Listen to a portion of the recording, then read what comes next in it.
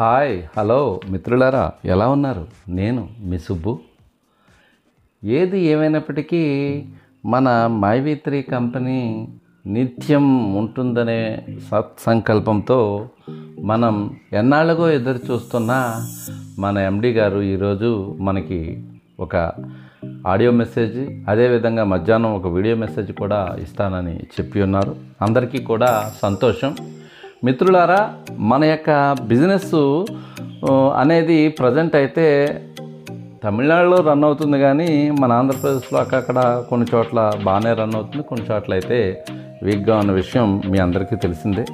Anyhow, ఏదైనప్పటికీ మనకి main agenda ఏంటంటే పేమెంట్స్ వస్తాయా రావా, అసలు కంపెనీ ఉంటుందా ఉండదా, అసలు ఏమవుతుందా అనే విషయాలకి ఇప్పుడు సమాధానం చెప్తూ మన ఎండి గారు ఈరోజు మనకి మార్నింగ్లో ఒక వీడియో పెట్టి ఉన్నారు. అదేవిధంగా వీడియో ఆశాంతం విన్నట్లయితే మధ్యాహ్నం కూడా ఒక వీడియో అనేది రిలీజ్ చేస్తానని చెప్పి ఉన్నారు. ఆ వీడియోలో ఏ విషయాలు మనతో చర్చించారో ఆ విషయాలన్నీ కూడా మీకు 1 by 1గా నేను ఎండి గారి మాటల ద్వారా నేను మీకు చెప్తాను. అదేవిధంగా నాకు ఈ వీడియో చేయడానికి సహకరించినటువంటి తమిళనాడుకి చెందినటువంటి జి ఆనంద్ గారికి నా చిన్న మైవి3 గ్రూప్ తరఫున ప్రత్యేక ధన్యవాదాలు తెలుపుకుంటూ, అదేవిధంగా ఈ యొక్క వీడియోని మనలాగే ఆందోళన చెందుతున్న మన మిత్రులకు కూడా ఈ యొక్క వీడియోని మీరు షేర్ చేసి వారిని కూడా లైక్ చేసి షేర్ చేయమని చెప్పండి. క్రింద ఉండేటువంటి మన డౌన్లైన్ మిత్రులకు కూడా మన యొక్క వీడియోని షేర్ చేయండి. అదేవిధంగా వారికి కూడా మరి నా యొక్క వీడియోని పాస్ చేసి లైక్ చేసి కామెంట్ చేయమని చెప్పండి మిత్రులారా. మరి మరొకసారి చిన్న మైవి3 గ్రూప్ తరపున మన ఆనంద్ గ్రూప్ మద్రాస్ వారికి కూడా నేను ధన్యవాదాలు తెలుపుకుంటూ మరి ఈ వీడియోని మనం స్టార్ట్ చేద్దాం.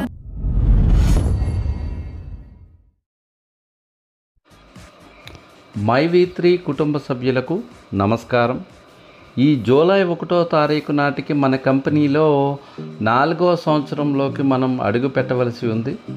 ఆ రోజున మనం చాలా బాగా ఒక పండగ వాతావరణంలో మనం ఆ రోజుని సెలబ్రేట్ చేయవలసి కూడా ఉంది. కానీ నేనేమి చెప్పకుండానే ఆ రోజు అనేది కంప్లీట్ అయిపోయింది. ఎందుకంటే నేను చాలా ప్రెజర్తో మరియు చాలా బాధతో నిండి ఉన్నాను. మన కంపెనీని స్టార్ట్ చేసి ఇన్ని సంవత్సరాలు కూడా నేను దిగ్విజయంగా నడిపి ఈ 4వ సంవత్సరం చాలా గ్రాండ్గా మనం అడుగు పెట్టవలసి ఉన్నది. కానీ ఒక కార్పొరేట్ యొక్క అకృత్యానికి మనం చాలా బాధకు గురి కావాల్సి వచ్చింది. మరియు ఒక రాజకీయ పార్టీ యొక్క కుటిల రాజకీయం వలన మన కంపెనీ యొక్క బిజినెస్ అనేది స్తంభించిపోయింది. ఈ యొక్క స్థితిని చూసి నా మైండ్ చాలా స్ట్రెస్కి గురైంది. నేను ఏం తప్పు చేశాను? మన మైవి3 కుటుంబ సభ్యులందరికీ ఒక ఛాన్స్ని క్రియేట్ చేసి అందరూ డబ్బు సంపాదించడానికి మార్గం ఆ విధంగా క్రియేట్ చేయడం తప్ప? నేనేం తప్పు చేశాను? నేనేం చెప్పాను? ఒక పర్టికులర్ ఇన్కము నేను చెప్పిన డేట్కి ముందుగానే అందరికీ ఇచ్చేవాడినే. దానిని అంచెలంచెలుగా వారు చెడగొట్టి మీకు నాకు మనశ్శాంతి లేకుండా చేశారు.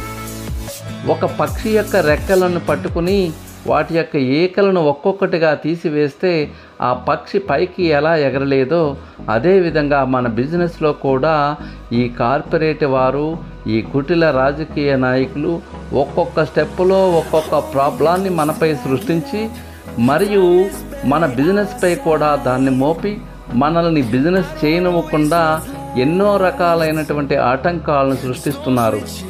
ఈరోజు మనం బిజినెస్ చేయాలి అంటే ఆ బిజినెస్ని ఏ విధంగా చేయాలి అనేటట్లు మనకే ప్రశ్నార్థకంగా మారేటట్లు చేశారు. బిజినెస్ టైంలో మన కంపెనీపై 2 సార్లు కేసును ఫైల్ చేయడం జరిగింది. అదేమిటంటే, ఒకటి కోయంబత్తూరుకి మన వాళ్ళందరూ రావడం వలన అదొక కేసు కింద పరిగణించారు. ప్రభుత్వానికి ఇన్ఫర్మేషన్ లేకుండా ఎక్కువ జనసమీకరణ చేశారని, తప్పు అని, అందులో న్యాయమే ఉంది.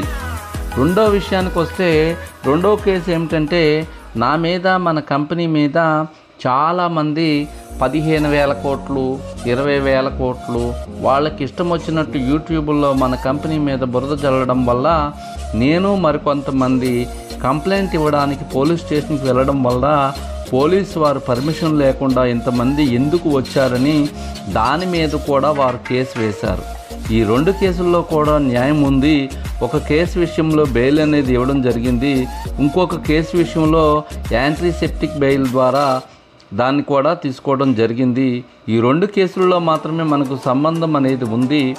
కానీ దాని తర్వాత ఎవరికో ఫోన్లు చేసి గొడవకు లాగి ఒక ఆడియోని కూడా సృష్టించి దాన్ని ఎడిటింగ్ చేసి ఆ ఆడియోని ఆధారంగా చేసుకుని మైవి3 కంపెనీ ఎండి మమ్మల్ని బెదిరిస్తున్నారని కేసు పెట్టారు. ఆ కేసు గురించి కూడా నేను ఏబీ తీసుకోవడానికి 2 వారాలు సమయం పెట్టండి. ఈ సిట్యువేషన్కి నాకు ఎటువంటి సంబంధం లేదు. దీనిని అనవసరంగా సృష్టించి నా మీద వాళ్ళు బురద జల్లారు. మనకు సంబంధం లేని విషయాల మీద ఒకదానికొకటి తయారు చేసుకుని మన మీద కేసులు వేసుకుంటూ వెళితే నేను ఏ విధంగా బిజినెస్ అనేది చేయగలను, ఎలా చేయగలను? నిన్న కునిమత్తూరు అనేటువంటి స్టేషన్లో ఒక కేసును కూడా మనమే ఫైల్ చేయడం జరిగింది. మైవి3 ఎండి నకిలీ డాక్టరేట్ సర్టిఫికెట్ని కలిగి ఉన్నారని. నేను వేసే ప్రశ్న ఏమిటంటే, నేను ఏమైనా ఎంబీబీఎస్ డాక్టర్నా? నేను బిజినెస్లో డాక్టరేట్ని అంతే. నేను బిజినెస్ని బాగా చేసినందుకు, నాకు 28 సంవత్సరాలుగా మార్కెటింగ్ ఫీల్డ్లో అనుభవం ఉన్నందుకు, నాకు ఉండే ఎక్స్పీరియన్స్కి ఒక సంస్థ వారు నా సేవలను గుర్తించి నాకు డాక్టరేట్ని ప్రదానం చేశారు. దీంట్లో నేను డాక్టరేట్ తీసుకుని బిజినెస్ అనేది చేయలేదు. కంపెనీ వారు బిజినెస్ చేస్తున్నందుకు నా ఎక్స్పీరియన్స్ని చూసి డాక్టరేట్ని ఇచ్చారనే విషయాన్ని ముందుగా కేసు పెట్టిన వారు గుర్తుపెట్టుకోవాలి. దీంట్లో నేను డాక్టరేట్ తీసుకుని బిజినెస్ అనేది చేయలేదు. కంపెనీ బిజినెస్ చేస్తున్నందుకు నాకు డాక్టరేట్ ఇచ్చారనే విషయాన్ని గుర్తుపెట్టుకోవాలి. అది నకిలీ సర్టిఫికెట్ అని దాని మీద ఒక కేసు అనేది ఫైల్ చేశారు.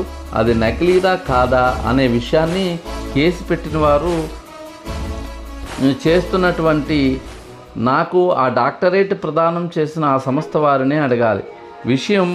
అప్పుడు వారికి అవగతం అవుతుంది కదా, ఆ సర్టిఫికెట్ ఆ సంస్థ వారు ఇచ్చినందుకు నేను ఆ సర్టిఫికెట్ పొందడానికి అర్హత ఉందా లేదా. ఈరోజు నేను ఇన్ని లక్షల మందికి బిజినెస్ అనేది అలవాటు చేసి వాళ్ళు డబ్బులు సంపాదించడానికి ఒక మంచి మార్గాన్ని ఏర్పాటు చేశాను. ఇలా ఏర్పాటు చేయడం ఏమైనా తప్ప?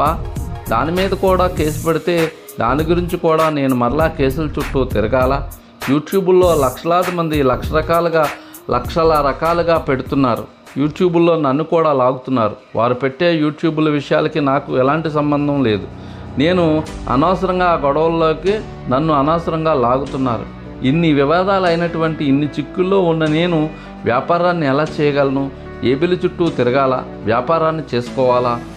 గత సంవత్సర కాలంగా నేను ఇటువంటి విషయాల్లో ఇరుక్కుపోయి వ్యాపారాన్ని కాపాడాలనే ఒకే ఒక్క ఆలోచనతో ఎన్ని కష్టాలనైనా నేను అనుభవిస్తూ ఓర్చుకుంటూ నా యొక్క బిజినెస్ను ముందుకు తీసుకువెళ్తున్నాను.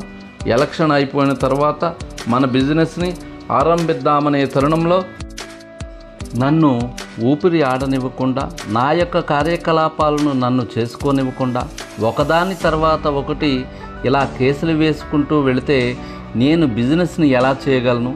అన్ని విధాలా నన్ను డిస్టర్బ్ చేస్తే మనం ఏ విధమైన మార్గాన్ని వెతుక్కోవాలి? బిజినెస్ చేసుకోవడానికి నేను నా యొక్క మైండ్ సెట్ని కూడా చాలా మెంటల్ స్ట్రెస్లో ఉండడం వలన అదేమిటంటే నా యొక్క ధైర్యం ఏమిటంటే కేవలం నా మైవి3 ప్రజలందరూ నా కూడా ఉన్నారనే ఒక మండు ధైర్యం. ఆ ఒక్క ధైర్యమే నాకు ఉంది. వాళ్ళు నాకు కూడా ఉన్నారని, వాళ్ళు ఉండడం వల్లే నాకు ప్రశాంతత కూడా ఉంది. ఈ గొడవలు జరగడానికి ఈ గొడవలన్నిటికీ ఒక ఫుల్ స్టాప్ పెడదామని చూస్తున్నాము. కానీ ఒక రన్నింగ్ రేస్లో బాగా పరిగెట్టమని వెనకాల ఇనపగుళ్ళను కడితే ఏ విధంగా పరిగెట్టగలము? ఈరోజు రేపో ఒక మంచి నిర్ణయం తీసుకుంటాను. నేను మన యొక్క ప్రజల యొక్క సహకారంతో ఈ ప్రాబ్లమ్స్ అన్ని సాల్వ్ చేసి త్వరలోనే మన కంపెనీని ముందుకు తీసుకువెళ్తాను. కంపెనీకి సరైనటువంటి దారిలో తీసుకువెళ్ళడానికి ఇప్పుడు కొన్ని నిర్ణయాలు తీసుకోవాల్సిన సమయం ఆసన్నమైనది. కాబట్టి కొన్ని ముఖ్య విషయాలు నేను ఆలోచిస్తున్నాను. నేను మధ్యాహ్నం లోపల మీకు ఒక వీడియోలో ఆ విషయం మొత్తాన్ని కూడా నేను వివరిస్తాను. మన కంపెనీ ఎప్పుడు మూసేది కాదు, అదేవిధంగా కంపెనీ ఎండి పారిపోయే వ్యక్తి కాదు. ఎటువంటి ప్రాబ్లాన్నైనా నేను ఎదుర్కొంటాను, ఇక మీదట కూడా ఎదుర్కొంటాను. ధన్యవాదాలు, నండ్రి, వణక్కం.